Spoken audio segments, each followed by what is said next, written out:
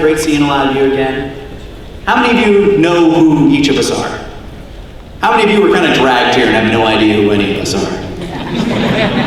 The numbers, they grow. So I want to start by going down the line and doing introductions, starting one way or the other. I don't really... Hi there, I'm Scott Frericks. Decision's been made. What was that? I said, want to go one way or the other? I don't really... I'm doing it. I know. I'm Scott Frericks. I'm the editor and director for Dragon Ball Z Abridged. I'm also the actor for Trunks, Korin, Yajirobe, King Kai, Zarbon, Garlic Jr., Oolong, and Turtle. And I will always mention Turtle because he's got one of my favorite lines in the series. Why aren't you upstairs sleeping with your girlfriend like everyone else? I have my reasons. In Hellsing Ultimate Abridged, I was one of the editors. I was a co-director and co-writer, and I played Luke Valentine and Pip Bernadotte. In Final Fantasy VII Mission Abridged, I played Drasong, and in Battleborn, I'm Ernest the Bombardier. Pulling out that jet, all right. You know, I love that character, and I actually loved playing him. Like that's fair. No, I remember that was like really big. Like that was your first like AAA game. It was really cool, and then the game sunk like. And then Overwatch happened. Yes, we know. No. Your character was like one of the first DLC batches, and the game sunk like immediately after. Oh. Battleborn was a good game. Battleborn was a good game. From everything I've heard, Battleborn was good, and it was nothing like Overwatch in terms of its gameplay style. But it died. I was in the Q&A testing for that game, and it was actually very different. It was a lot of fun. It's a shame what happened to it. Low-key. Your turn. Why didn't you wait longer?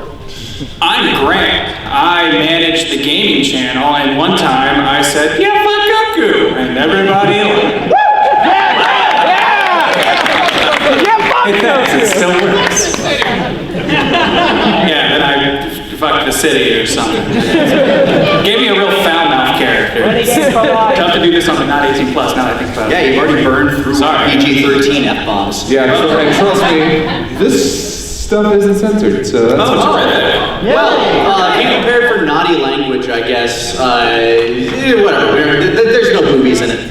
There's no boobies, right? There aren't? What? How many 18 plus panels over sent? Anyway. I'll be there. I might be there. Hi there, I'm Lenny Mazur, another co-writer, co-creator of DBZA/Team 4-Star, in which I play Vegeta. Yes! Krillin! Master! Yes, thank you! Oh my god, somebody cares! Master Roshi Shenron Piccolo. A terrifying abyss known as Mr. Popo. Hi, San Japan. And of course, the most important character I could possibly play that I'm uncredited under, King Furry.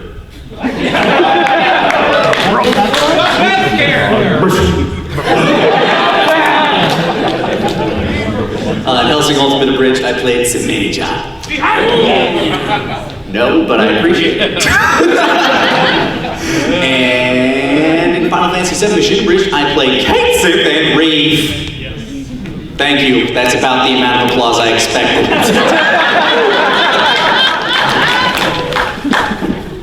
Moving on down the line.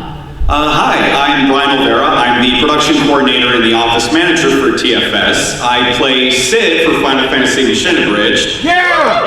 Thank you very much, thank you. Oh no, I get it, that's mine. Oh, quit crying.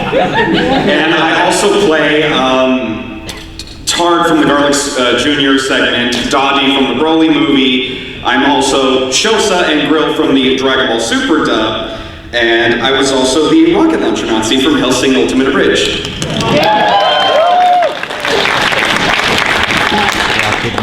I'm Quinn, also known as Intrepid Spy. And you know there's a microphone over here, right? I'm apparently not important enough to get one. There's an empty chair! 5 feet of you. That is true. He's our lawyer. And that is also by contract.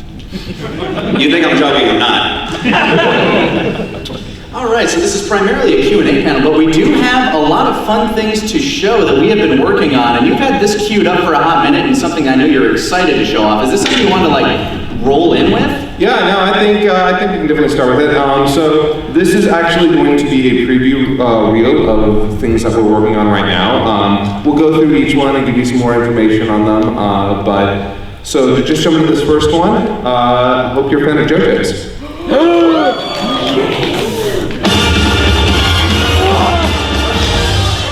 George Joseph, check out my sweet-ass carriage! God damn it, horses, you fucked it up! Dumb fucking horses! Oh man, I'm down here right now, and this is my son Bill, and we're hearing your goals. Tough luck, fucker, I'm still alive! Remember, he's my son. Over your dead body! I want an only 12-year-old son! Yes, father, my one and only. Oh, smashing! Hello, I hope we can be friends. I won't poison your father! But he's my one and only father. What was that? John, my lines are a quiver for your 12-year-old gentlemanly spotted dick. A twin married. So it's an SJXII. She's not pregnant with my dearest child! Joke's on you, I'm on the pill.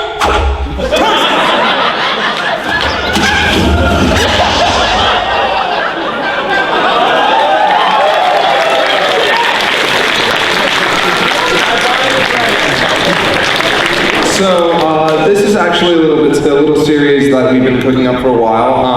It's not just going to be JoJo's. One of the things that we want to do is use this style to take other shows that we're big fans of and shorten them down to approximately 5 to 6 minutes. That will be the concept of the show, is just give you a Kai style, gosh, I guess Ninja Slayer, if you guys know that. Yeah, it's basically just a whole course on the whole damn show. And we're doing JoJo in each part. So if this one does well, you can expect part 2, 3, 4, 5, and eventually 6 when people start to care about Jolene. Wait a minute, I haven't gotten that far yet. And so, but yeah, this one should be ready in September. I've actually got more of it, but it's not ready Not to for show you to yet. see yet. Yeah. Yes, it is. Spoilers. So after this, I believe. What's the next one? Oh, are we rolling through a bunch of things? Yeah, we've got a bunch of stuff to show. Okay. Yeah. That makes sense. Get everybody excited. We're gonna marathon this. Okay, so for fans of Fistmaster, episode 1, made by 7 Pro 6, we've got a preview for episode 2. Welcome to Annual Western Science Expo. The Answer Form Showcase will begin in 30 minutes.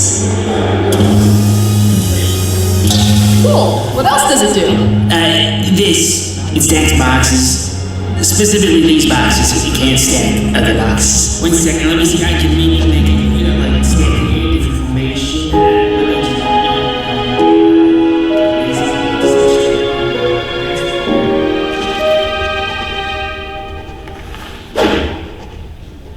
Okay, something to talk about. With a girl. I can talk to a girl. I just need a topic. Yes, I know that. That's a thing I know. We have something in common.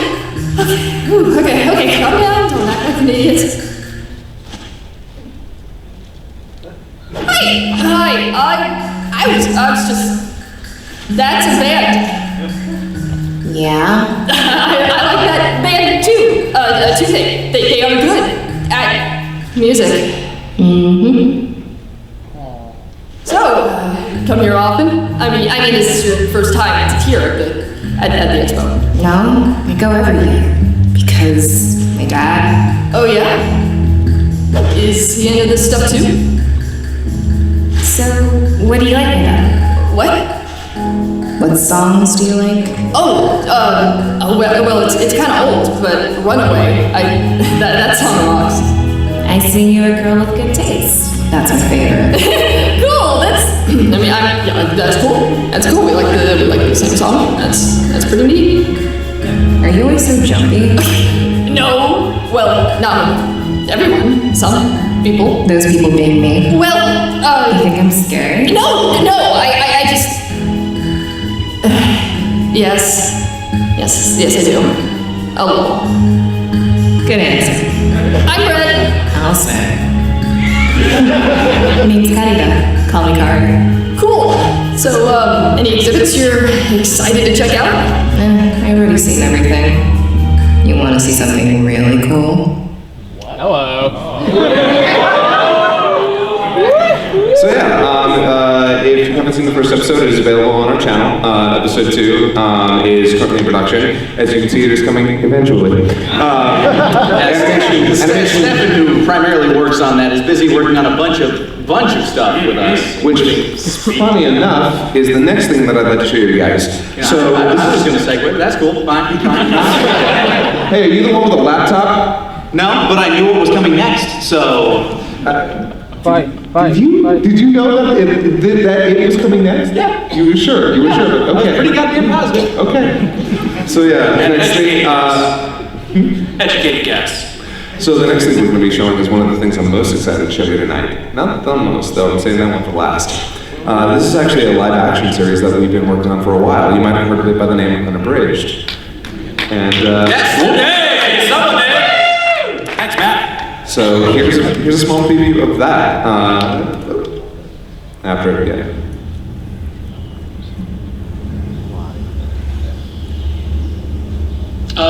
Hi. Is this Team 4-Star? What the fuck?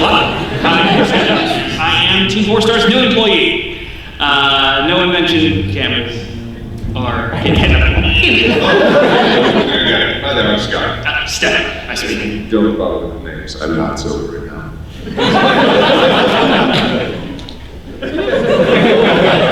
Hi there. I'm Scott Kaiser-Mango Ferris, CEO of Team 4-Star. We're mostly known for our semi-popularity series, and actually popular anime in the 1980s. I am the king of all references. Breaking the fourth wall is the highest. Screaming makes every show funnier. So, right, so you can see that. On the left, that's Kieran Brandt. You're gonna go there. And here we have the gaming room.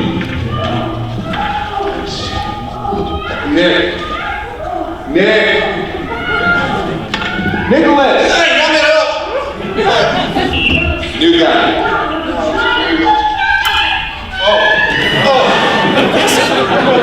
Title on what I do around here. I guess I'd say I'm the co-CEO. No. Okay, the vice CEO. That's the same. It can be. You know what? Fine. It's some around here might call me the president. Nobody calls you that. Some people might call me that someday. So over here we have a recording booth. Boring. Have you shown the gold play button yet?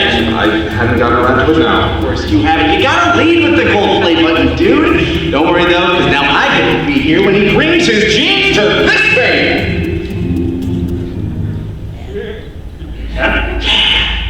Hey guys, I'm meeting 30. Alright, what's with the cameras? That pale little boy. Second for the meeting, you guys. Alright, okay. Not a little bit. You're kind of a little point. Hi, I'm Kieran. I'm Grant. If I had to give my position a letter, it would probably be for luxurious. I do have the luxurious position of having all the best ideas and then having my good man here, Kieran, refine them to even better ideas. I mean, we'll bring them to the group and they'll be like, oh geez, you can't bring a live squirrel into the gaming room. That doesn't work. How is it trained? Do we know if it's had any shots? Is it safe?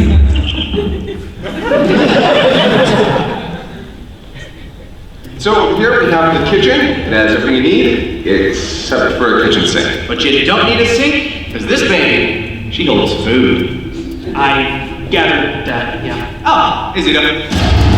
Jesus, is he okay? Again, Bob. I do. On my off hours. This is your motherfucking business, Scott! You better clean that up. It's where we eat, man. Yes.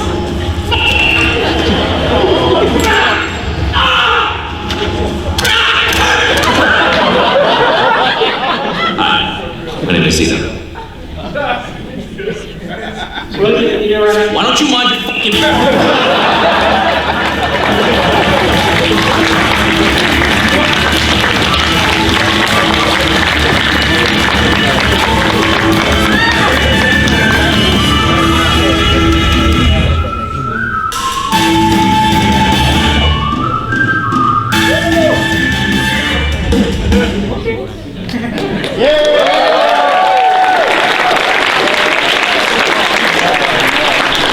So yeah, we've actually been into production on that for a little while now. We just wrapped filming on episode 2, and once we actually have a whole backlog of the first season, we'll be releasing it on YouTube. But for those of you who are our patrons right now, the first full episode is on there for patrons who have basically funded this production for us. Yes, even $1 patrons, well, not about to be $2 patrons, even the lowest patron tier will be able to watch this. So, if you want to check it out early, go ahead. If not, you wait till it comes out, probably in spring.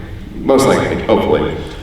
That's the plan. Yeah. Lowest Patreon tier is still $1 for one more day. Yeah. Oh, get in the face! Quick chance to bust in on it, and it looks like we have one more thing here, another thing that we have been very excited to work on with a young animator going by Berenga. Yep, Brand Animation. He's a wonderful, wonderful guy. He actually animated the segments, the My Hero, or My Seiya Academia segments from Kai 3. Yeah, or as I like to say, Goku no Hero Academia. The storyboard segments you'll be seeing are from our own Zeno. Yes. Luckily, the only thing that has been animated in this trailer is this first part. So, hope you guys enjoy. Listen, it was your idea to leave me in charge while you're off on your little business trip, so just let me handle it. Woman, I've been conquering literal worlds since I was 10. How hard is it to look after a single infant?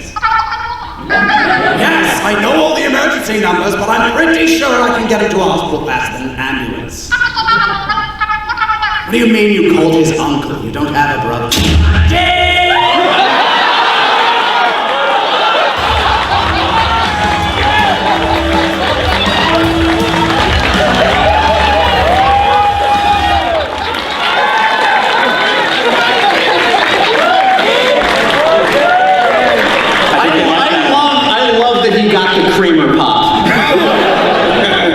So yes, these are the Dragon Shorts. They're going to be a series that we're putting together with Branga. They're going to be a certain number of them, we don't know, but we've already got a bunch of scripts done, and we're really looking forward to it. One of the things that we're trying to do with Dragon Ball Z Abridged is try new things, go different places, and luckily we're finding some great results with Berenga. He's been a fantastic guy to work with. So I'm really looking forward to making more of those, with the first episode being Vegeta the Babysitter.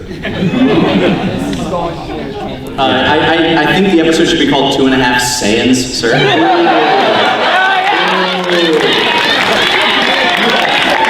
You know what? I don't know why that wasn't broached before, but yeah, you know what? Damn. I feel like not Sterling, Cyril from Archer. That's actually better. So, now that we're past all that, if you guys would like to ask any questions, we actually have a microphone here in the middle if you line. Oh, Asta beats everyone to it. Wow. But yeah, if anybody wants to line up to ask any questions about anything that you've seen or anything that we have done or just any burning questions you may have for us, this is primarily a Q&A panel, so it's all on you. Okay, here's what I'm going to say. Kazo? Yes. I remember, do you remember that TikTok video we made? Oh yeah. Well, let me show you something. Oh, this is going to be great for a large crowd. Right now, it has about under 2,000 likes so far. How many? 2,000? About 18,000. No, 1,800. Okay. My bad. All right, cool. So I hope it keeps on going, so the thing we agreed on will happen. All right, cool. Thank you. Thanks. Yeah. All right. Hi. We'll find out. Hello. All right. My question is, what is for all your convention appearances? what's the worst incident of a fan trying to audition for a series? Okay, so I know the one. There's a lot, is the thing. What's yours? The guy who was auditioning to be Bobbity, remember him? I think the biggest problem with that was he had the biggest problem with that one was he was actually pretty good. But he just wouldn't stop. Yeah, so it was actually a panel, and he came up and he started and would not stop. See, I have another one from the same exact panel. It's more forgettable because his audition was bad, so it was kind of painful. I did not know what he was doing. He walked up to the microphone, he's like, "Hey Vegeta, why are you ducking me?" And I'm like, I thought he was just doing a bit. I don't know, I ain't ducking you. I'm ready to go. What are you doing? He's like, "No, you're ducking me. Why are you trying to stay away from me?" Turns out that entire time he was trying to audition for Broly, and it was really sad and awkward for everybody in the room. And we were doing our damnedest to try to salvage that, but he wouldn't walk away either. And we had no idea what he was doing either. Because until the very end, it finally clicked with us, and we're like, okay, we get it. There have been a number of those. They've gone down significantly over time, luckily, but there was a time where you'd get like one or two a panel. Yeah. Which is, and we don't like picking on fans. That's not saying that we don't want to like hurt anybody's feelings. Because like when you come here and you come to talk to us, you come to, it can be heart-wrenching for something like that to happen. I don't want that to happen for anybody, but still, it's like, what are you doing here? I just want to grab that water. I think I almost killed this. What? You need water? And the water. Make it awkward. Why are you being so awkward? What's wrong with that? It's almost empty. I can ask the question, just don't worry about Sorry, I'm a little nervous. That's alright. So, you can't be any more awkward than Leon. For Lenny, Grant, and Brian, I want you three, this is kind of a long-winded question, so I apologize. Can you pick a TV show and do a skit from it, but in the voices of Wade, Chromio? That is asking quite a bit. Picking a skit from a TV show to do a... Oh, wow, yeah, that would take some practice. It would take some coordination. We'd all have to know what scene we're doing and the lines and what characters we're Who's playing. on first? That's what I'm saying. I don't know the rest of the bit. I just know I'm a bad comedian. But thank you. I'm sorry. I have a skit prepared. Yeah. We did not come pre-prepared with television skits or scripts. Do you have a line that you'd want to say? Oh, my guess was like either. My first thought, to be honest, was Ed, Ed, and Eddie. Oh, yeah. I do not have any Ed, Ed, and Eddie scenes memorized. Son of a shepherd boy, wake! There we go. Yeah, sorry. That's okay. Hello, Doctor. Hello there. Anyway, my question is going to be... What? Anyway, what is the most memorable experience you've had, good or bad, when it comes to conventions? No, at a convention. Okay, that narrows it down. I have one.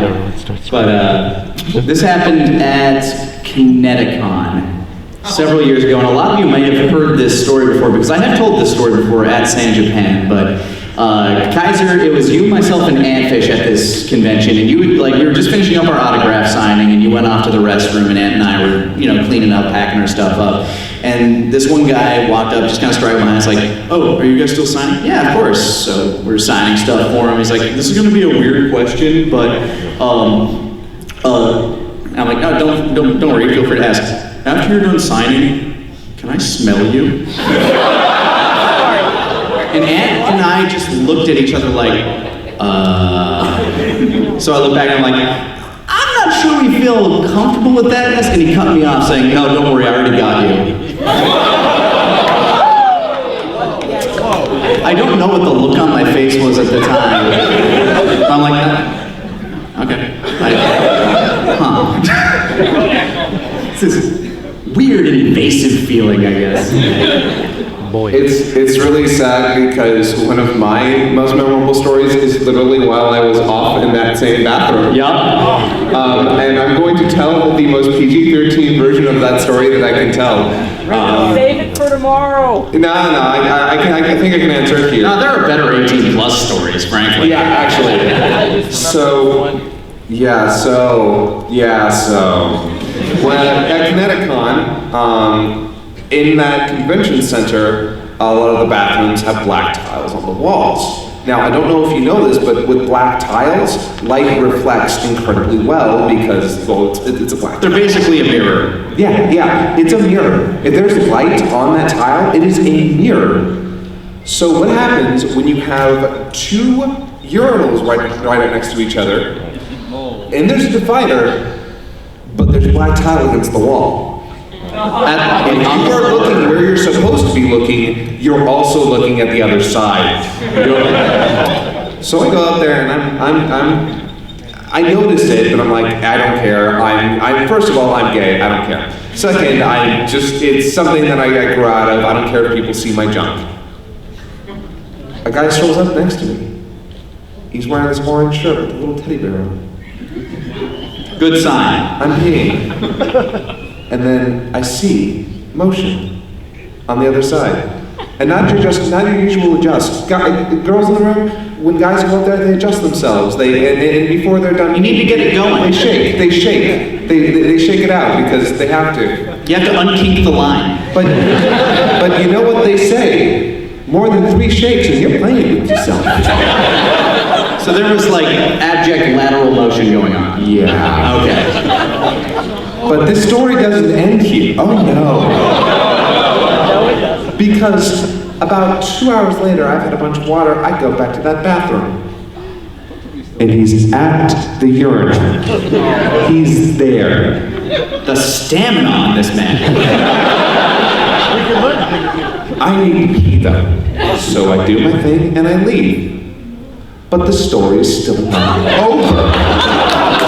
So we go and do our autograph session. And it's late. It's like 8:30. It is a late session. And we're in a completely different part of the convention center at this point. Okay? We're on a different floor, different side of the building.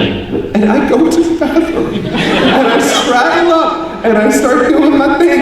And who walks in but Mr. Teddy Bear? And at that point, I finish up, I leave, and I grab a damn security officer, and I'm like, okay, the guy who's about to come out of there, you need to tell him to stop getting off at those urinals, okay? Because at some point, someone's gonna get really offended. Oh. Grant, have you had any stories at conventions? Good or bad, I recall, but you know, those were just funny to me and very memorable. Many years ago, I visited a convention known as YomaCon. And before I worked with them, these chuckleheads were guesting there. And as someone who loved to antagonize them over the internet, I visited one of their panels where Little Karibo, Martin, another lovely gentleman, was doing a character, Turkey Legs. And the bit kept coming back to him like listing off awards and then giving an award to the ever-famous Vic Mignogna for every category.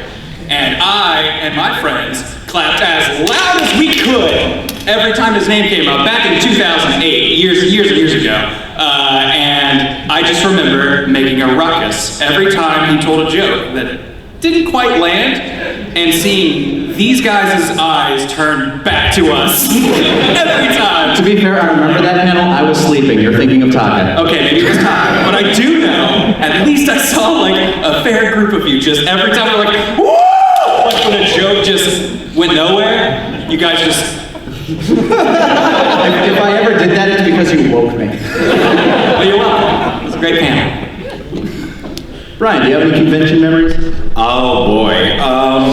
Yeah. So a little context. I did a lot of hard work for my health, especially losing 100 pounds, and I'm going to tell you what motivated me to lose 100 pounds.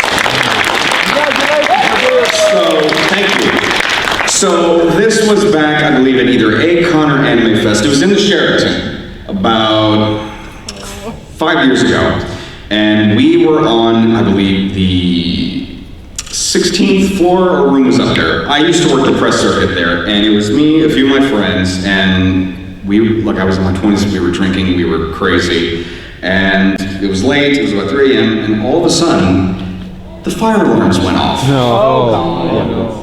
And we were all in panic mode. I was the sober one, and a lot of people were sloshed, including one of my friends who will remain nameless for safety of the individual, blah, blah, blah, lawyer right here.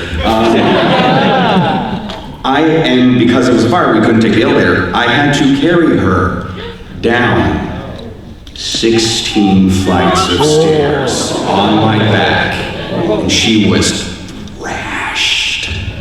So it was dead weight. But, no, that's not nice. I heard that. No, I'm not Indiana Jones. And by the time I got down, it was, some jerks that mess with the sensors, the smoke detectors and everything. But by the time I got down there, I damn near passed out. And I was just like, I need to get in shape. Fuck this, if I'm gonna keep doing this. So that was one of the worst things I had to do, was carry a drunk person on my back down 17 flights of stairs during a fire. Okay? Good times. Good times. Quinn, you got it? I mean, mine would just be the Connect-On story the other way around. Fair. I have an alternate one. I told a weird one, but this is one that I hold very highly. This was at, I think it was called Phoenix Fan Fusion. It used to be Phoenix Comic-Con. Now it's called Phoenix something something. I don't know. Whatever. They rebranded like 5 times. And, in a row. And so we were going to do our 18 plus panel one night, and somebody either called in a bomb threat or pulled a fire alarm, and so the building had to be evacuated, and they weren't letting anybody back in, at all. So I just pull out my phone and I start Twitch streaming on my phone, and I'm like, well, we can't have an 18 plus panel in there, so I guess I'll have one with chat. And then, and we're just in the middle of the street, and out of nowhere I start hearing, "All hail Princess Trunks! All hail!" And this mob of 200 people come streaming down the road. It was the most terrifying and exhilarating thing I've ever seen. And so... And I'd like to point out that in the middle of the road, it was cordoned off. Oh yeah, they cordon off stuff. It's a pretty big con. And so we step up on these concrete pylons in order to have essentially an impromptu 18 plus panel outside with just a mob of people gathered around us, because we couldn't have it inside. And that was probably one of my fondest con memories, I think. Was it hot? Oh, it's Phoenix. It's hot as hell out there, dude. I mean, it's miserable. Have you been? It's awful. It's 117 degrees all day, every day. And then the sun goes down and you're like, finally. And then you go outside and it's still just as hot, because you realize that all of that heat that the sun has been pushing down is now coming out of the street. It's miserable. You go from the broiler to the baking. It's Actually, speaking of, there was one, and this one's short, Midwest Fur Fest in Chicago. This can go a lot of ways. Yeah. A couple of years ago, and someone set off a chlorine bomb in the hotel. Oh yeah, I remember the news on that one. Yeah, I was at a party in my kilt and kilt and a shirt like this, and it was in the middle of winter in Chicago. I could not go back to my room to get a jacket or pants. So I walked out in this and a kilt into probably 22 degree weather and had to stand out there for over an hour. Did anything fall off? Luckily, another friend had an extra jacket, which probably saved me from actually getting some kind of hypothermia. And not hypothermia, some form of blue balls. I was going to say frostbite. Yeah, I've gotten frostbite before. It sucks. I imagine. Like a blowjob from Sub-Zero. Yeah, another one. And the worst part about it isn't the initial freeze. It's when you start to warm up again and everything hurts a lot. That's the finish him you really want to avoid. What's up, dude? Hello. I just had like, throughout all the seasons and episodes, has there ever been like an episode where like you just weren't happy, where like the joke just didn't land and you could just redo it? Yeah, season 1 was pretty fun. Yeah, there's a lot in season 1 where if we could go back and just redo a lot of that, we would, but there's a lot of resources that would be involved in doing that. Yeah, a lot of time, energy, and I honestly, it's kind of a dream project to just redo season 1 a little bit closer to what we do now. Dragon Ball Z Abridged remastered. But then again, there are a lot of people who don't want that. They look at season 1 as, no, it is what it is, you don't need to do anything, and that's fair. Because I also remember a long time ago, I saw it was before the official Garlic Jr. movie came out, The Dead Zone. I saw an old... Oh, yeah. Productions. I helped write that. I just remember the one joke where they summon Shenron and Garlic Jr. just craps himself. Yeah. And they're just hyping up Yamcha, like, you know Yamcha?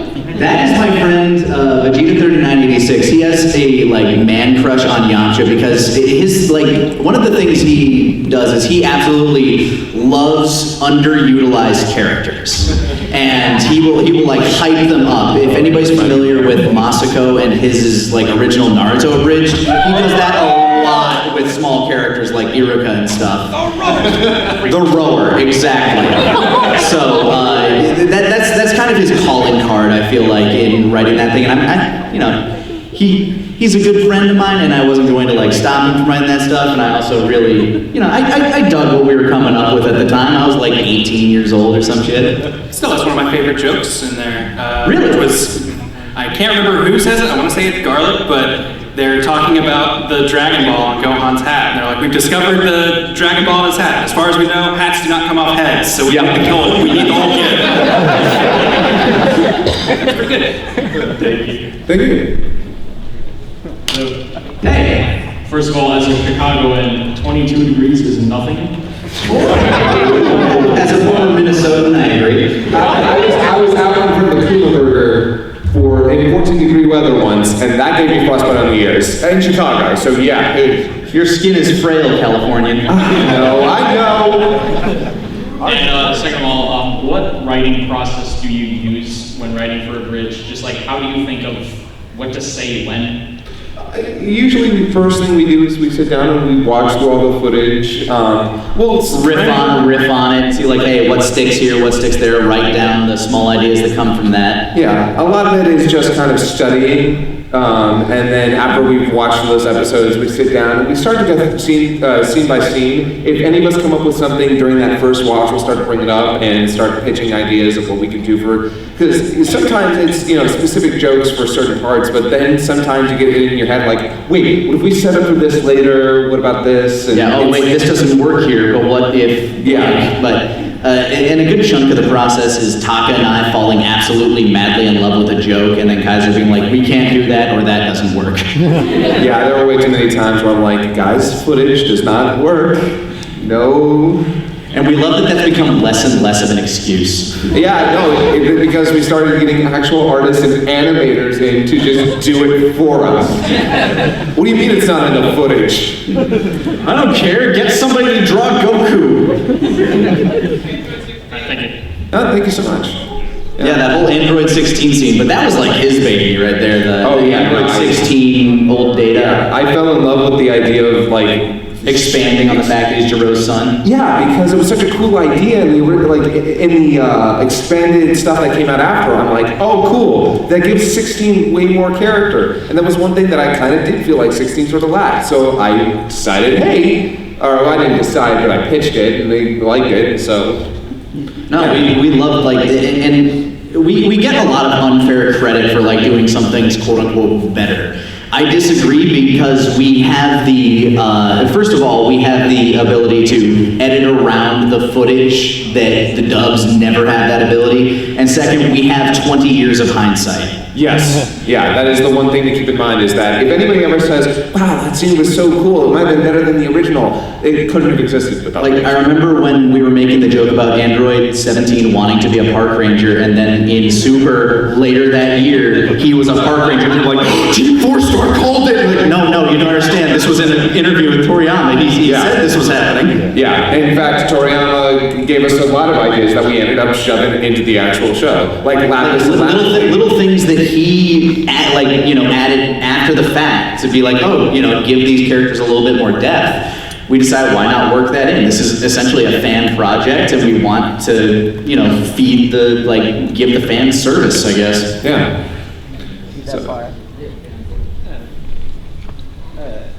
You can feel free to not answer this if you like, but... Oh my god.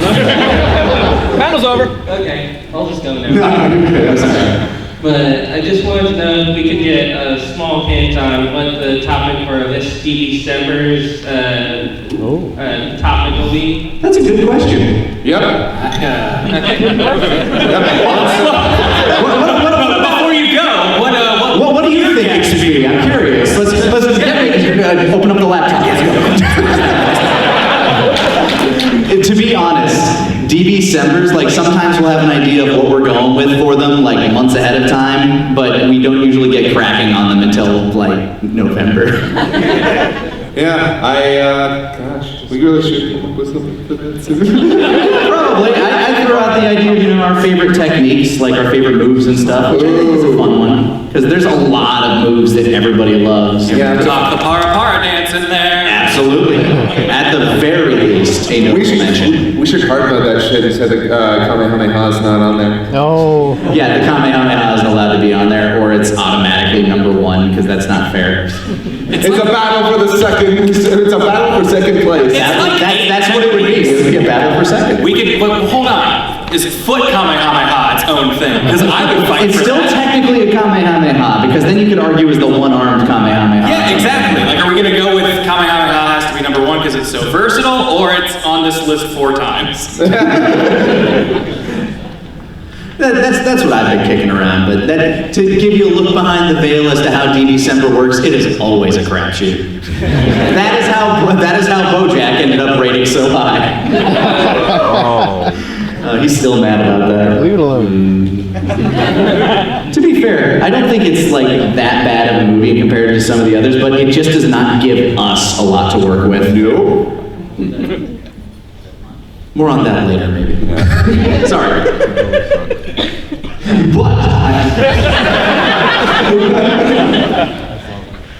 all right. Wait. Can you hear me good? Yeah, you kind of got to get into with it. You can adjust the microphone if you need to. I was just gonna ask. I saw the JoJo thing. I'm a huge fan of JoJo. Thank you. So what? It's so vastly different from your other art styles. What was your first idea to come up with? Oh, let's just place pictures over all each other. It's cheap and easy. Honestly, this was an idea that we had kicked around when Kieran, you and Grant were pitching a project. Yeah. This was something that was that purely Kieran?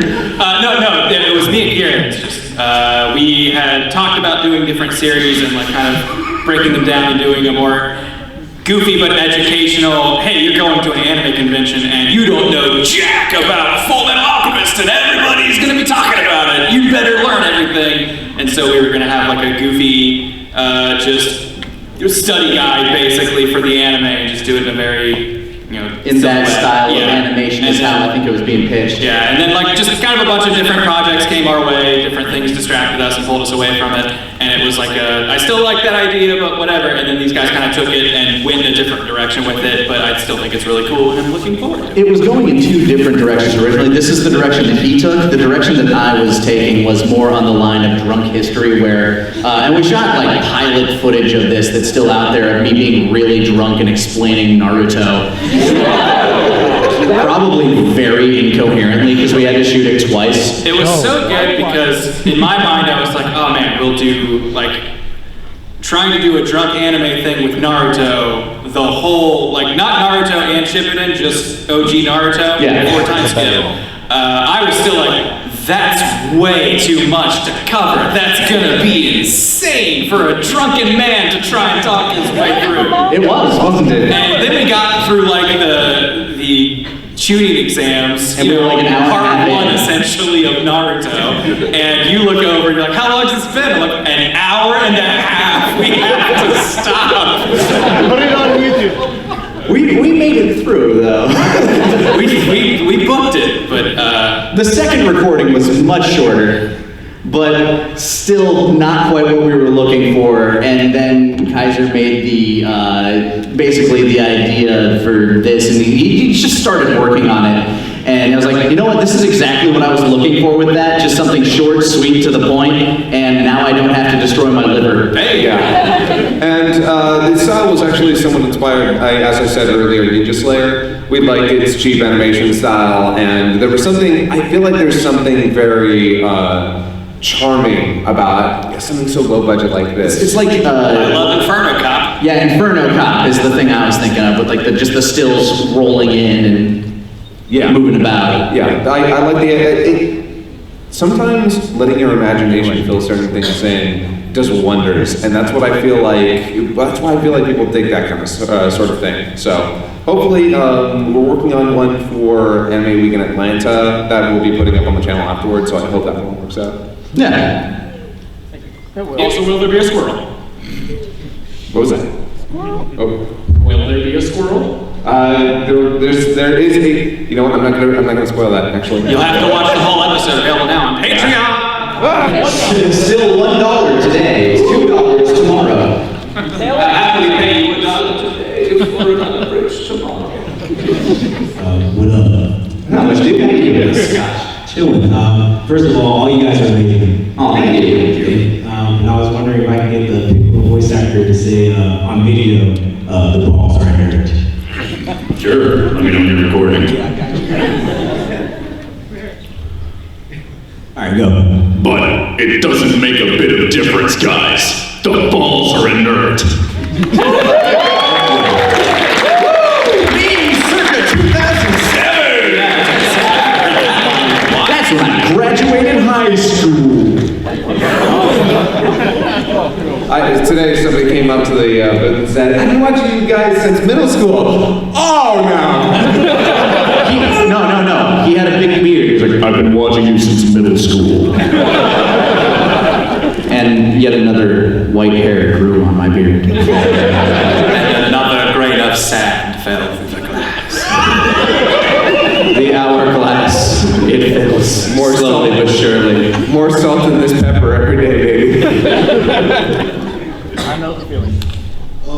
What was y'all's favorite moment of voice acting for Dragon Ball Z Bridge? God, it's so hard. Yeah, it's really tough. Conan and Androbe actually are two of my favorite characters to play, just because one, I can play off myself, and that's always a lot of fun. But two, I love playing a functional couple in this show, full of dysfunctional couples. The answer to that one will change day to day. I love playing Punch Drunk Krillin, but I also love just incomprehensibly screaming as Piccolo. It means Gohan is dead! It is your fault, Goku! He is dead!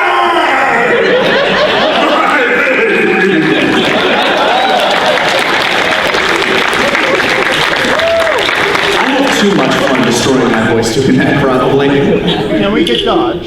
I will give you another of my favorite ones to deliver at the very least.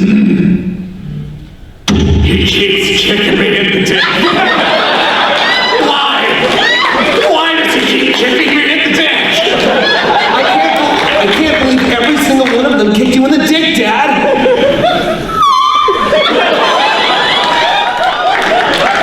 Which is a fun noise to make. Oh, that and playing all of the ancient sayings as Kermit.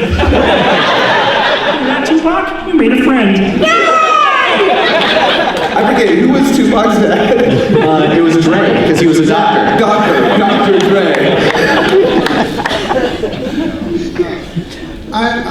For Kaiser, in Fighter Z, they actually, with Android Trini, when she has a scene, she said she had a son. And it actually kind of says it's heavily implied that it's actually 16. Oh, she mentions that it's 16, yeah. which was really cool. Like, I'm so glad that if they were going to bring in Jiro's wife, I'm like, if they don't bring up the whole 16 was Jiro's son, I was gonna riot, and they did, so thank God. Yeah, that's why 16 was her lackey. That's kind of dark. That's exactly what it was. I mean, he's not the kid. He's a robot made to resemble him. Oh, and for Vision, how far do you think Dragon Ball Z Kakarot should go?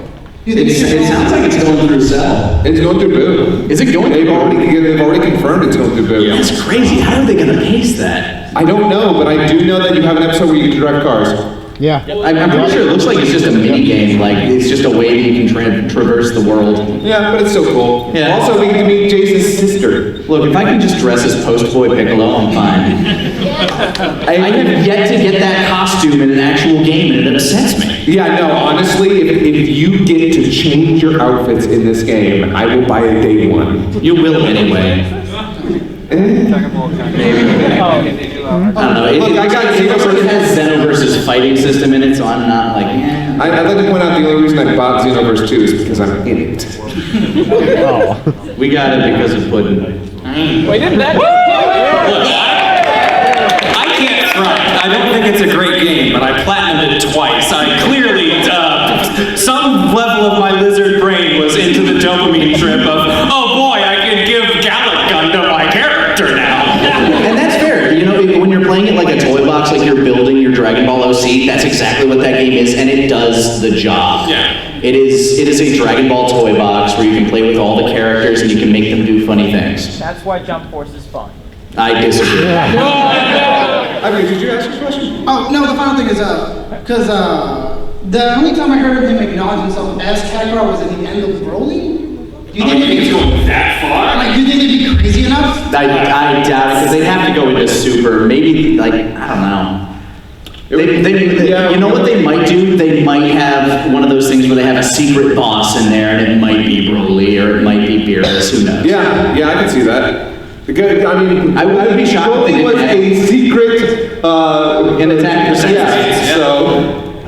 And you know they love in all of the Legacy of Goku games, this is clearly, you know, part of that ilk. They love throwing in the movie villains so that you can, you know, just play around with all the different things. I do love that there's a video out there of somebody soloing Broly with Yamcha. Oh, we did that. We did that. Oh, you did that? Yeah. Oh, okay, cool. You're welcome. Come on. I don't watch our videos. Clearly you do. You just don't recognize it. I was wearing a voice modulator that whole episode. I probably should have. By the way, that was my question. Thank you guys. Yeah, no problem, man. Ooh, is that Kane? Or not Kane? His son. Yeah, his son. Raziel? Yes. Finally, somebody recognizes him. Dude, I love that game. My brother played him as a kid. I love the series. Oh man, I was thinking Jimmy Nazga. Yeah. Anyways, my God, you guys are enjoying my life. I'm glad y'all brought up the whole Naruto abridged series because I didn't know about that. My buddy told me about it a few days ago. I was like, what? This is weird. There is a whole world of old school abridged series out there for people that, or if they're only familiar with us or Martin, would be able to go back and look at. Yeah, he showed me the scene about Hinata saying he loves one of the actors. She loves one of the actors. I'm sorry. Oh yeah, there's a lot to cringe at if you go back to old abridged series. I was literally just thinking about that. God, it was terribly cringy, but also funny at the same time. But Dude, there's so much cringe from our old work. 2008 was a lot. We're talking pre-start of Team 4 Star. Yeah. Oh yeah. Like 2007, 2008, that is primo cringed like stuff. And all of my Yu Yu Hakusho abridged is still up if you want to see what kind of cringe I'm talking about. It has never been taken down, ever. I gotta find that because I recently saw. Well, it's monetized by the holders. Yeah, I gotta find that because I recently saw like some recent OVA about Kurama EA that recently. Yeah, apparently that came out to like no fanfare. I've not been able to see it or even know what it's about, but apparently it wasn't good enough for people to talk about it, so. Too bad. Yeah, it was kind of sad. But anyways, my question, mostly, I was actually trying to get him into the game side of the game channel. Okay. Yeah. First thing that pops up, Krillin plays Dead Space. Yeah. I had fun with that. I actually have a fun story about that. I had the cops show up to my apartment while I was doing that. It's when you're fighting that massive Sarlacc thing on the wall where you have to like throw barrels at it and shoot it. And I was entirely out of ammo, so I'm just like desperation mode, just screaming. My neighbors took exception to this and called the police. And so I finished my recording session, and I step outside, and my fiance was saying, like, the cops are here. Okay. So I go to the door, and like, we've received reports of domestic dispute. And I'm just sitting there in my pajama pants with like a tank top on, holding my cat who's trying to viciously escape my apartment. And I was like, now I have to explain everything I do. So that was fun, like a fun 15 minutes trying to explain exactly what I'm doing. Like, yeah, no, look, I can even show you the recordings if you want. This is what was happening, and this will explain. You can come inside if you like. I don't think so, sir. Let the animal go. Back in the Dead Space question. Sorry. Oh, I didn't even let you finish your question. So I finished watching the whole playlist all the way through, all over again, just showing my buddy. Thank you. And then I showed him 2 scenes played Dead Space 3. Oh, yeah, that was a short one. Yeah. Dead Space 3 is pretty bad. Yeah, I know, but any plans to finish that? Not really. What about the rest of the series? What was that? What about any of the rest of the Dead Space series? I'm a big Dead Space. I think Dead Space 2 is really good, but I don't know. Like there's so many other games out there I want to touch on. They made some cool games. Yeah. Hard to say about Borderlands 3. It's a long series, and we need to figure out like who would be on it, etc. Yeah. There's a lot of minutia that goes into that stuff. Also, we have to download the Epic player and. Oh, no, I already did that for Ancestors on Friday. Oh, okay, so you did that one for us? Yeah. Alright, okay, cool. And I already had it for various other reasons. I'm sorry. But thank you. Anyways, that was my question. Thank you guys, especially for recognizing my costume. Thank you. Alright, so John Marston, you just have to believe. Have faith.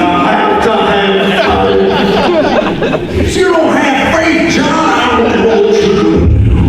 Boy, I hate you guys.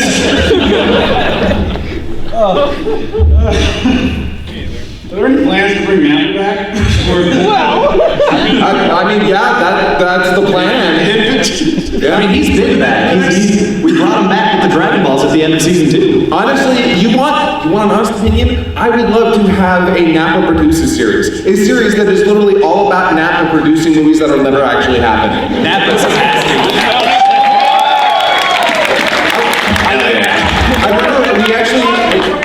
We actually did a crossover with the Honest Trailers guys. And I remember during that, he's pitching a bunch of movies to Optimus Prime, and it was one of my favorite skits to write. And Moscow did some great visual jokes with that. And I just love the idea of him coming up with these movie presentations, coming up with actors, coming up with these ideas that sound just close enough to be real, but are obviously pipe dreams.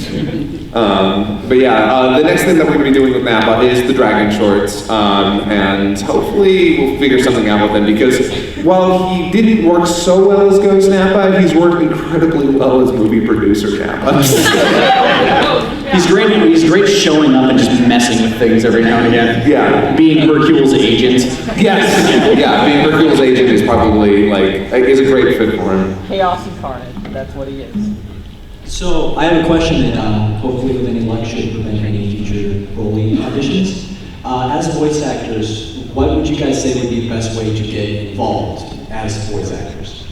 My best advice would be obviously refine the operative word is acting. So practice. But the best way to get into the industry, look for people who do voiceover classes, and specifically people doing those classes who actually direct and have work to offer.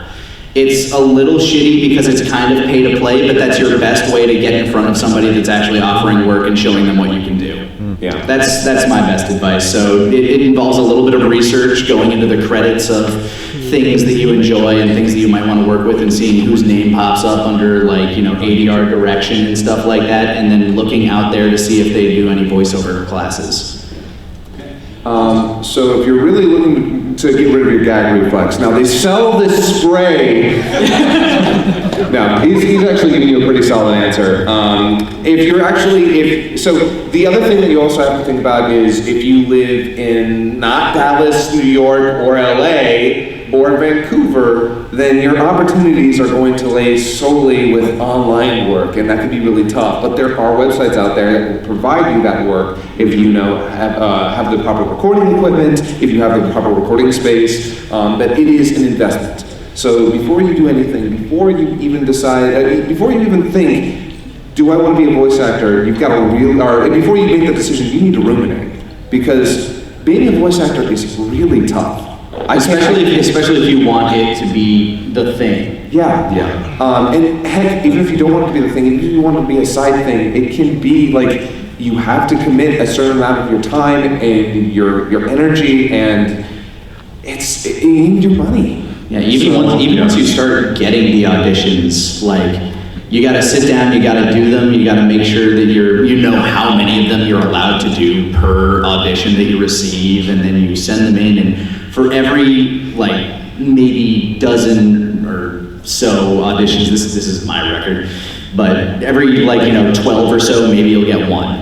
And even then, it's an insanely competitive field, and I don't know, it's rough. Yeah, you gotta be prepared to try 90 times and fail 90 times. That's all there is to it. Most voice actors out there, it's not their only job. There are a very select few that can make that happen. Your Steve Blooms, Troy Baker, Richard Epcars. Yeah. If I may, I've been doing voiceover professionally for 5 years, and what these guys say is very true. It is a commitment. I have jokingly compared voiceover to marriage. It's time and money. But the one thing I want you guys to go away with is don't rush yourself. If finances are a problem, put money to the side, and there are other ways that you can practice and get better. Reading fiction books out loud, trying to develop characters. As long as you're climbing that mountain, it doesn't matter how fast your climbing is. Everyone has different ways to get up that mountain, but we're all trying to get to the peak of that mountain. Take your time, don't rush, and keep trying. Yeah. That is still something I'm learning today, still. Yeah, everybody's path is different. I mean, a lot of people will go out there and they'll take those classes. That's not the path I took. I went out there and I just made shit. Yeah. And eventually it got eyes, and those eyes realized, oh, hey, this guy might actually be pretty all right. We'll start sending him auditions and stuff, or just giving him things sometimes. Yeah. Which is the real good one. Like, that's, hey, I didn't even have to try for this one. Yeah, along those lines. I will throw a glass at you. What? What happens to you two? Shut up. Don't tell them that. It happens to everybody. There is a lot of people that are just like, we can use him for that. Actually, it's sort of interesting because for us, there was a certain amount of, we made our own work. And look, I'm going to tell you, that is a way you can do it. Yeah, I was going to suggest like building a portfolio of just things that you are proud of that you have done, whether they're on your own or other things. Just having something to show people examples of your work is also very, very helpful. Yeah. Mm-hmm. We mentioned training. I cannot stress it enough. Actually practice, learn. You need to learn acting before you learn voice acting, because the acting is in the name and a lot of people forget that. They think they can do a really silly voice, but can you act in it? Because if you can't, you shit up a creek. There are a lot of people that come up and say, I can do a good Vegeta too, or I can do a Nappa, and it's like, cool. And? Like, oh yeah. Never, ever say, I can do an impression of this. They will not want to hire you. They will actively not want to hire you. They do not want to hear the impression that you can do another voice because one, they probably know better impressionists, and two, they might be able to just hire that person. So yeah. Yep. Although I would say, impressions can lead to cool voices. You know, you can take something and it's like, I remember I learned my King Kai because I was doing another voice, and I was trying to do an impression of something. And then I found up here, and you go all the way up here, and then you add some, gruffness to it, and it's like, oh, there's the voice, I found it. Yeah, you play with the flexibility of your voice. You figure out what kind of tool you have. And one of the most unfortunate things I think I have to add as a caveat to so you want to be a voice actor is there is a very, very high need for whoever it is that's representing a brand to not be shitty online. Oh yeah. Also, your online presence nowadays, if you are an entertainer of any sort, you better keep that shit squeaky clean. Mm-hmm. And it's, like, even more so, looks matter more than you think they do now because of that online presence. It's bizarre. It really is. Yeah. Especially for something where it's like, you're behind a microphone and nobody ever really sees you while you're doing it, but when you're out making public appearances for the brand, it's just the world we live in. Yeah. It's funny, they used to say you have a face for radio, but nowadays, no. I don't even have a face for that anymore. The industry is changing. It has been changing dramatically for the last few years, and it's a multimedia business. It is, and we're all trying to adapt. Even professionals like us, we're trying as hard as we can to adapt. And we use the term professional loosely. Come on, give us some credit. Jesus. I've been paid. That does make me a professional, but that doesn't mean like I'm in the industry. That's what I'm saying. That's fair. I mean, there's a lawyer right there. Let's ask him. Does that legally make me professional, Quinn? Plead the fifth of that.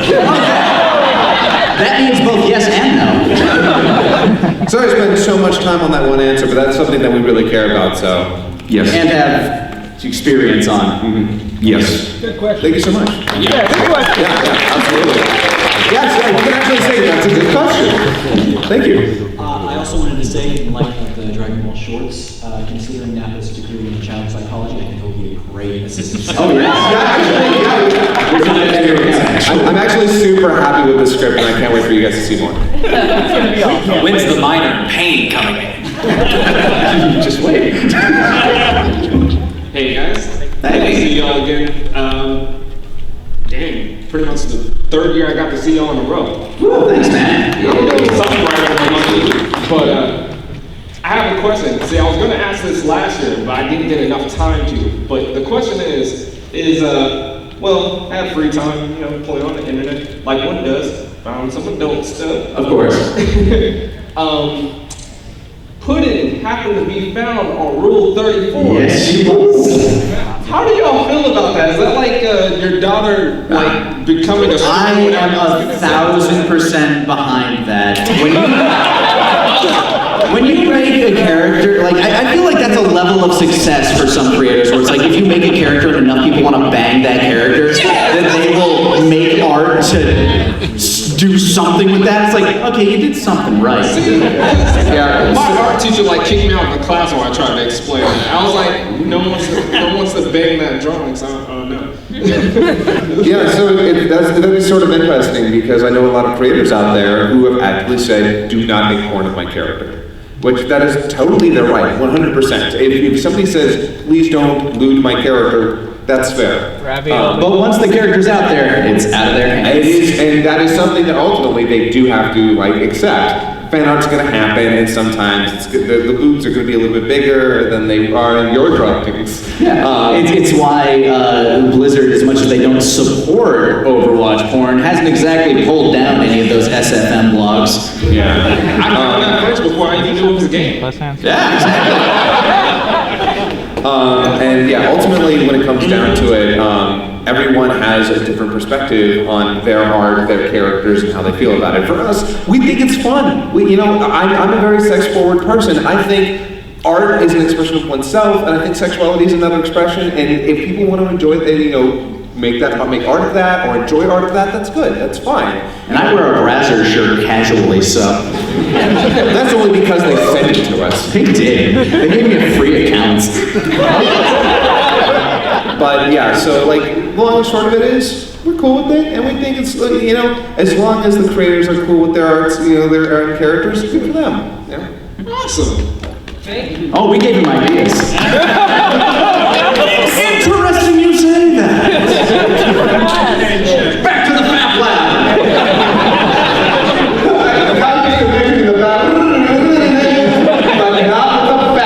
No, we're not allowed to show the shape. That And to earn my paycheck, T4Star does not officially endorse any material that any kind of idiots are listening. Are we allowed to as individuals? Whatever. Cool. You'll love hearing that from your attorney. It means you've worn them down. Whatever. Just Pretty much. I think you just pay more. It's not about today's paycheck, it's about next month's paycheck. What's up? So I suffer from facial blindness. So when I sat next to you on the airplane trip down here, I had a lot more hair at that point. Oh wow! Oh my God! Yeah. I didn't believe you when you introduced yourself. I was like, no, there's no way that's him. So this leads into my question of, have you ever tried to use your fame for your own selfish desires, and has it ever horribly backfired on you? Oh yes, because Dragon Ball Z Abridged director Scott Frericks is such a name that I can throw around. I don't actively go out of my way to use who I am, but if somebody comes up to me in a position that they can like do, like the best example I can think of is my wife and I were at Disneyland before AX this year. And we ran into an awesome fan who was really excited to see me, and he gave us a bunch of fast passes because he worked there. He gave us a bunch of fast passes that were just free to use for a bunch of rides. Was he an awesome fan because he gave you a bunch of fast passes? Certainly. That definitely boosted it. But he was like really cool and chatty, and it was nice. I met him when he was on break, and we had a nice conversation. I'm not going to give his name out there in case what he did was not right. But Bradley was pretty cool. He was just really cool, and sometimes you run into situations like that where, let's say you're at like a fast food restaurant, somebody recognizes you, and it's like, oh, cool, and then you get like an extra chicken strip. It's like, oh, sorry. Biggest perk is probably at one of our local burrito shops. A bunch of the people know me there, and so occasionally, every now and again, I'm also a regular there because I love burritos. I think they're the perfect lunch food, and sometimes I'll get my lunch for free. It's really cool. Yeah, for the most part, one of the things that we could do, and I actively avoid doing this, is that sometimes we'll get artists who will give me a discount. Oh yeah. And especially sometimes with friends, and I'm like, no, you don't do that. Team 4-Star is not going to be known for the guys who shorthand artists. That's bullshit, and I won't allow it. We go out of our way. Don't applaud that! No, actively do not applaud that because that is not something that needs to be applauded. That's common fucking sense. Yeah, fuck Goku! There are too many people that go out of our way to make sure that the artists are compensated appropriately. If we get a quote saying like, oh, hey, yeah, I'll do this for $50. No, we'll give them like $300. Yeah, I asked them, what is your rate? And they were like, well, my usual rate is this. I'm like, cool, that's what we're going with. Unless there are times where we have put together something with people for a long-term thing that were like, well, if it's long-term, then I can give you a discount. I'm like, okay, cool. As long as we're giving you effectively what you need and we can like work together, that's great. Because we don't have a ton of money to throw around, so that is something I have to consider. So if I can work out something that's mutually beneficial, that's cool. But otherwise, if I'm going to someone for a commission and they have a rate, I will pay it. Yeah. As far as I've used my fame to abuse the system, let's say, I'm an avid Pokemon player, and I love a couple certain shiny Pokemon. Oh, if yeah. you know anything about that, that's nearly impossible to get on purpose. Have you gotten shiny Pokemon fans? So one day I just tweet out of the blue, just like, man, you know what I would love? A shiny male Ralts with perfect IV so I can make a cool looking guy. Wow. And it didn't take all 20 minutes for someone to DM me going like, hey, I've got like 5 of them. You want one? Sure. So yeah, I've definitely used it. I'm not gonna pretend I'm above it. It's all for silly things like that. Yeah, actually, I can say that I've used our name to get some passes to some games before. Specifically the FIDOS beta. I did go out there and I'm like, yo, anyone got that FIDOS beta code? And someone was like, I'm not using it here. And I'm like, yep, okay, I will abuse my name for that. if I can get something that otherwise would have gone unused, hell yeah, I'll take it. Plus content. I know you specifically asked if it had ever like backfired. I've not had anything so much like that. The closest I've gotten is there are a couple of like podcasters and stuff that I follow. Why is my mic going here? There are a couple of podcasters and stuff that I follow who are honestly like have less internet clout than we do, and every so often I'll like retweet them like doing something just to be like, I'm gonna signal boost these guys because I like them. I'm gonna throw my fame like their way. And sometimes that backfires because like fans will just start responding to them and like just spamming them with stuff. Yeah. And they're like, hey, don't do that anymore. No, I want just for you guys to like me now. Yeah, we've run into that issue with Twitch raids too sometimes, where like sometimes we'll throw it to somebody that we know via various connections, like, oh, they're not getting a lot of people right now, let's shoot it that way. But then our audience is way too big and rambunctious for their like 2 mods to handle. Yeah. And it's caused issues, I guess, so we've stopped doing that as much. We've tried to warn people ahead of time, be like, hey. That's the closest I can come up with as far as backfiring. Yeah, I can't think of anything necessarily that really backfires. Like most because I don't go out of my way really looking for it, but when it pops up, it's like, oh, cool. It's like a little bonus for the day. Awesome, thank you guys. Thank you. Thank you. Woo! I'm a big fan of all you guys. Thanks, dude. Thanks. I think this is more towards Lanny and Kaiser, but if anyone else wants to answer, feel free. If you had the chance to go back to 2007 or 2008 and show yourselves a moment or a scene that you created that you're most proud of or that touched you or impacted you the most, just to show yourself what you're capable of doing today, what would it be?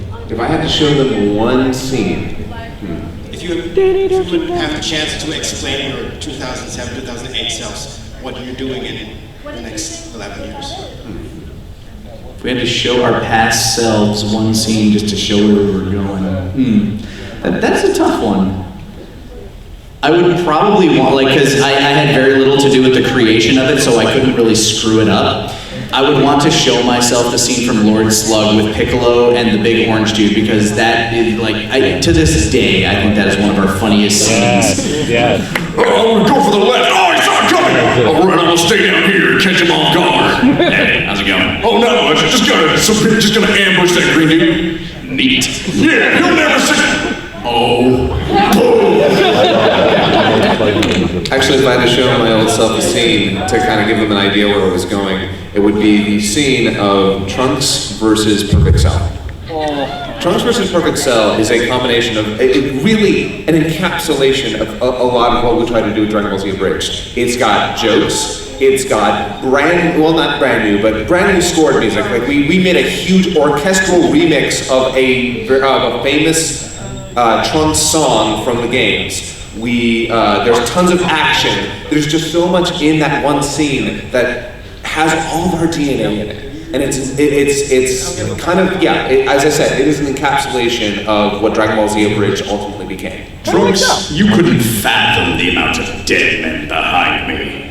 That line still gives me goosebumps when I listen to it at the right time. That is when people ask what my favorite line is, that's usually my first answer. So, yeah, that would be it.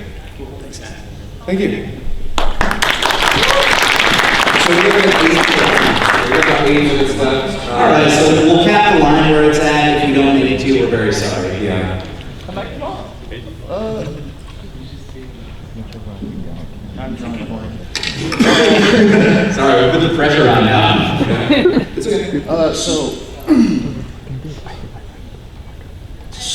Script writing or script writing, character creating. Can I get advice on that? Because I'm trying to make a manga for myself, and I've been stuck on writing the premise for like years. The best advice I could give for writing is to just write. And sometimes just letting stuff come out is the best process. And the best thing I can give for comedy in that regard is always remember how funny you found it the first time. Because upon revisiting any joke, it is always going to be diminishing returns. It is always going to be less and less funny every time you go back to it. Or any big moment is going to feel less and less cool or less and less impactful just because, yeah, you know it's there. But remember how it felt the first time. Your first draft is always shit. Thanks for coming, Wayne. And always keep in mind, when you are writing, your mind's going to be like, and then that happens, right? Second guess that. Second guess that voice. Because if your brain thought, of course that happens, then the person reading it is probably going to think, well, of course that's going to happen. Second guess that thought. It might not be wrong, but more often than not, you can probably do something better. So always take a look at the thing that you're writing, go through it again and again, and try to make sure that everything makes sense, but people don't always see it coming. And always have an ending in mind. Yeah. It lets you know where you're going, which really helps. Because not everything needs to have a full-on great point, but knowing where you're going to end and where everything will end up will allow you to build a more structurally sound and better thought-out journey. And that is important. Because there are people out there who don't know what the ending is until they get there. And more often than not, it's not that satisfying of an ending. Sometimes the journey can be really cool. It can be really great, not so. But there are just times where it's like, oh, that was the ending? Okay, I guess that was neat. And that's how you get One Piece. See, he's had an idea for an ending. We think. Well, he says. He claims. Supposedly there's an ending in mind, but we don't know, and we won't know for a while. I'm sure my grandkids can read it to me. But yeah, so that's my advice on writing. Year 5008. Thank you guys. Thank you, dude. Good luck, man. Good luck. Going back to the cringy era of 2007 with Naruto Bridge, Yu Yu Hakusho Bridge, Codeman, Rebo, his work. I wouldn't even say Codeman is that cringy. Codeman actually came out around the time of BDSA, but it's Yeah. You didn't say this on third grade, not personally. It's because it disappeared. Yeah, it is. I grew up on that stuff. It's what kept me afloat in middle school and high school. But on that point, I know you were the main creator of the Yu Yu Hakusho Bridge. Whenever you're creating it, honest, what was your favorite part of doing it? Just overall, Dialogue. It was always dialogue because when I was making Yu Yu Hakusho Bridge, I didn't write a script. I just did okay, here's the scene we're doing. Here's what this person's going to say. What would they say in retort? And that was some of the most fun I think I had, just going back and forth and coming up with just weird, random, inane shit for some of these people to say each other while still trying to move things forward. That was probably my favorite part of the process back then. The process has changed because this man decided to raise the level of entry, I guess. But that's what I enjoyed doing about it back then because I wasn't doing much else. But that was, yeah. It was really guerrilla filmmaking in a way. It was kind of crazy, when you look back at how it all started, because no one had great mics, no one had Adobe Premiere, nobody had. I had a Logitech headset that I adjusted depending on how loud I was going to be. Yeah, you did. Yeah, no, back then it was sort of crazy, and no one thought, oh yeah, I need good equipment. Nowadays, if you don't have good equipment, you're not going to get seen, and that's sort of nuts. It's a production value thing. What about you, Grant? You were in the you were in generation 2 of Abridgedom. In the thick of it, 2008 and 9. My story is going to be a little unique because I had a Pokemon series that I did by myself for a bit, and then eventually pulled on a bunch of my friends to help me work on. And while I was always never really professionally, but always sort of considered myself a bit of a dramatic thespian type who worked for me. Oh dear. I liked to perform, and I was an energetic acting type person. but none of my friends were. So writing elaborate skits and like lengthy dialogue segments and be like, all right, James, you've never been in front of a microphone before. I need you to act like you're dying. And just seeing my friends who were incredibly self-conscious, watching them like a hawk in front of a microphone. It was really fun. Different it has a different tenor to it. But that was some of my most fun, and other than that, like him, just dialogue and voicing like 6 characters in a row and just having them talk back and forth to each other and just doing a bunch of different falsetto voices because I was a guy. Pokemon has a lot of female characters. If there's He's done now? Okay, cool.